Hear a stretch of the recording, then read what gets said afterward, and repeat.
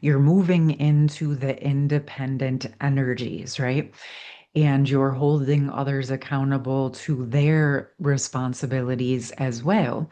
And this helps to move out of the codependent energies. But it's also important to understand that as we move into very independent energies, it's also exceedingly important that we're comfortable opening up to interdependent resources and connections that help us to continue to grow.